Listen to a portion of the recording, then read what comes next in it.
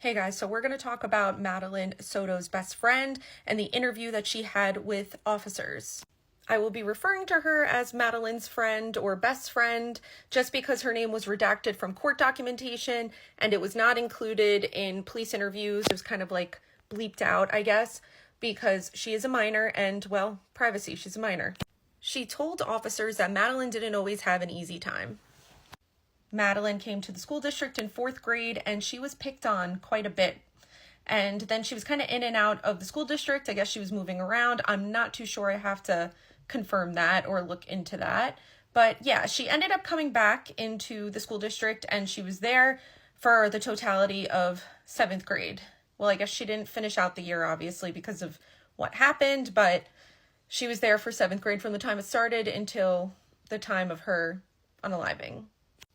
She explained that her and Maddie talked every single day. They texted, they FaceTimed while they played Roblox, just like your quintessential 7th grade best friendship. Like, that's what you would imagine. Then something weird happened on February 26th of this year. Madeline's best friend never received a text from her, and that was so weird. They talked every single day. She even tried to call Maddie and was like, "Where are you? Why didn't you come to school? Did you sleep in? Like, what's going on?" They also would send each other Instagram reels and YouTube shorts, and none of that was happening. So she was kind of like, "What's going on with my friend? Where is she?" She would ultimately find out that her friend was missing.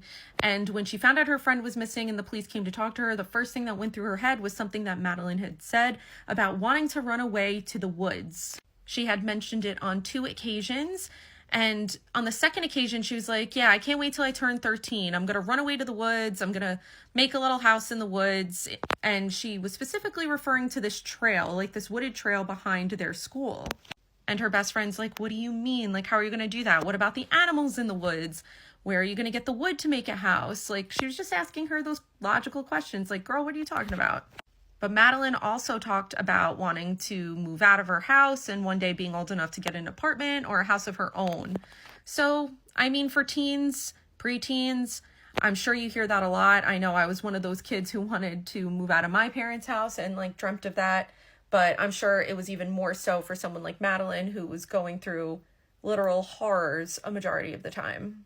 Her best friend went on to talk about how Madeline often fought with her mother, Jen Soto, about having a clean room and being organized. Kind of the stuff I mentioned in the last video, where the school counselor kind of explained the same thing about the arguments between mom and Madeline. Madeline went on to describe who was living in the Soto house. She talked about some of the roommates. She knew there were females that lived there. She didn't specify how many, but she did also mention that there was a kid around, 5th grade, 6th grade age, and a younger boy. So 2 younger kids that were male and females, which I think later we figure out it's 2 female roommates. And these people are close to the Sotos, and they didn't have the means to live on their own, so they were renting rooms from Jen.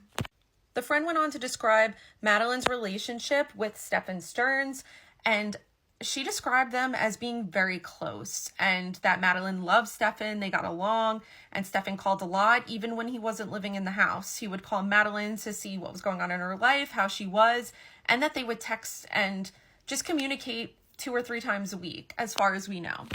Oh my God, I just realized I zoomed in on my face. Why? Sorry about my big head. Anyway, so yeah, she explained what their relationship was like.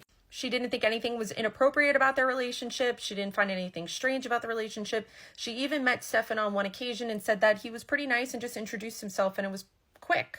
So for me, this is where it gets confusing because, in my last video where I talked about the school counselor, she mentioned that Madeline thought he was weird and didn't like that he just came in and ate food and took up the living room and just, made her feel uncomfortable. But then you've got Madeline's best friend saying that they were really close. So this is like one of those things, like, I don't know what to think. And I'm sure maybe all of this existed at the same time. Maybe Madeline did think he was weird because of everything that was going on. Maybe she was really stressed out by him because, of course, of all the stuff that was going on. But then maybe there was also a part of her that did care about him. And that's like the really layered, confusing, scary thing about grooming and abuse. She then said something pretty odd. She said that Jen mentioned that she was the one who dropped off Madeline at the church at 8:45 in the morning, the day she went missing. We would later discover that this was not true, and surveillance footage showed Stefan in the car with Madeline's body at the time slumped over, and no sign of Jen Soto at all. I was also recently listening to one of Jen Soto's interviews from The Docket, true crime YouTuber, who has all this stuff on his channel. But in the interview, Jen was saying that, oh, we took her to the church and we dropped her off. But then at another time, she's telling the officer, like, oh, no, I saw her in the morning before Stefan took her. And then it was, no, I didn't see her. I heard her in the morning. Like, a lot of conflicting BS, honestly. So who knows what was said, but I wouldn't doubt that Jen did tell, Madeline's best friend that she was the one who dropped her off at the church, or that she was present, because she told officers that. So sounds like she was just saying a lot of things that just didn't add up. So again, this is really just more information about the case.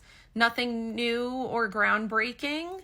I just thought it was important to include this stuff so you can get a well-rounded idea of like what's going on with the case, like what people thought about Madeline and what they thought looking into her life, and like what they saw. And of course, like the opinion of her best friend matters a lot because Madeline talked to her probably the most. So if there's anything you guys want to know about this case specifically, or if you have questions or comments, let me know, drop them below. Again, I'm going to keep going with these case times. I'm going to keep sharing information about Madeline's case because she deserves justice and something needs to be done about this whole entire situation. So follow for more.